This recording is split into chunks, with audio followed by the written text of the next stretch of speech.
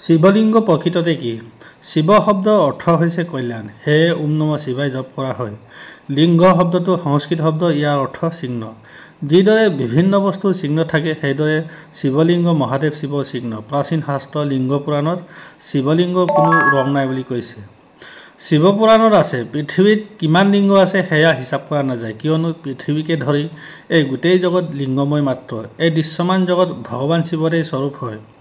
কেৱল পৃথিৱীতেই নহয়, স্বৰ্গ আৰু পাতালতো শিৱলিংগ আছে, কিয়নো দেৱতা, অসুৰ আৰু মনুষ্য সকলোৱে মহাদেৱ শিৱৰ পূজা কৰে। গোটেই ত্ৰিলোকত শংকৰ ভগৱান ব্যাপ্ত হৈ আছে আৰু ত্ৰিলোকত কৃপা কৰিবৰ বাবে সকলো তীৰ্থস্থানত লিংগ ৰূপত বিৰাজ কৰিছে। এই জগতত যিমান শিৱলিংগ আছে, সেইবিলাকৰ ভিতৰত 12 জ্যোতিৰ্লিংগ সকলোতকৈ শ্ৰেষ্ঠ। পৌৰাণিক শাস্ত্ৰৰ মতে শিৱলিংগৰ 3টা ভাগ। একেবাৰে তলৰ ভাগটোক ব্ৰহ্মাপীঠ, মধ্যভাগ বিষ্ণুপীঠ আৰু একেবাৰে ওপৰৰ ভাগ হ'ল শিৱপীঠ। এই ত্ৰিমূৰ্তি ব্ৰহ্মা, বিষ্ণু আৰু শিৱৰ পীঠ মানে সকলো দেৱী দেৱতাৰ মন্দিৰ স্থল। বিখ্যাত ইতিহাসবিদ পুৰুষোত্তম নাগেশ অৰ্কে তেখেতৰ বৈদিক বিশ্বৰাষ্ট্ৰ কা ইতিহাস নামৰ কিতাপখনৰ 21 নম্বৰ অধ্যায়ত 12 জ্যোতিৰ্লিংগক প্ৰাচীন ভাৰতৰ নিউক্লিয়াৰ ৰিয়েক্টৰ বুলি কৈছে। তেখেতে কিতাপখনত ভাৰতবৰ্ষৰ মেপ আঁকি দেখুৱাই দিছে।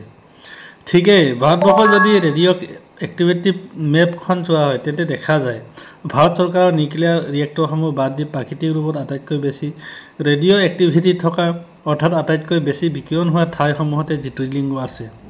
নিউক্লিয়াৰ ৰিয়েক্টৰসমূহৰ আকাৰ শিৱলিংগৰ দৰে হয়, কিয়নো এইটোৱে একমাত্ৰ আকাৰ যি প্ৰচণ্ড শক্তিক প্ৰতিৰোধ কৰিব পাৰে। উদাহৰণ হিচাপে ভাবা এটমিক ৰিচাৰ্চ চেণ্টাৰৰ কথা ক'ব পাৰি।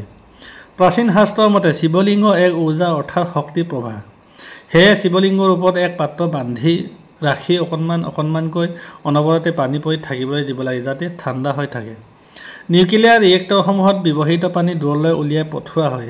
সেইদৰে শিৱলিংগত দিয়া পানী যাতে কাৰো গাত নালাগে তাৰ বাবে দূৰলৈ উলিয়াই দিয়া হয়। পানী লিংগত পৰিলে ৰিএক্টিভেট হৈ যায়। হয়তো সেইবাবে প্ৰাচীন ঋষিয়ে শিৱলিংগৰ পানী ওলাই যাবলৈ দিয়া বাটটো আগেৰি প্ৰদক্ষিণ কৰিব নালাগে বুলি নিয়ম কৰি গৈছে। সেয়ে শিৱলিংগত আধা পৰিক্ৰমা কৰা হয়। ডেনিছ বিজ্ঞানী নেলছ ব'ৰে শিৱলিংগৰ ওপৰত গৱেষণা কৰি কৈছে, শিৱলিংগ প্ৰটন, নিউট্ৰন, ইলেক্ট্ৰনৰ অনুপৰমাণুৰ সংযোজন। প্ৰাচীন ঋষিসকলে প্ৰটন, নিউট্ৰন, ইলেক্ট্ৰনক বিষ্ণু, মহেশ আৰু ব্ৰহ্মা বুলি অভিহিত কৰিছিল। বিষ্ণু প্ৰটন, যি সাকাৰাত্মক বৈদ্যুতিক আধাৰ; মহেশ নিউট্ৰন, যি বৈদ্যুতিক আধাৰ নহয়; ব্ৰহ্মা ইলেক্ট্ৰন, যি নকাৰাত্মক বৈদ্যুতিক আধাৰ। ইয়াৰ লগতে শক্তি সংযোগ হৈ ঊৰ্জা বা শক্তি হৈছে। প্ৰাচীন ঋষিমুনিসকলে কৈ যোৱা সনাতনৰ দিশৰ প্ৰতিটো কথা অতি গাঢ়ভাৱে বিজ্ঞানৰ লগত শিপাই আছে। গতিকে জ্যোতিৰ্লিংগসমূহৰ লগতো নিশ্চয় বিজ্ঞান বিশেষভাৱে নিহিত হৈ আছে, এই কথা দৃঢ়তাৰে ক'ব পাৰি।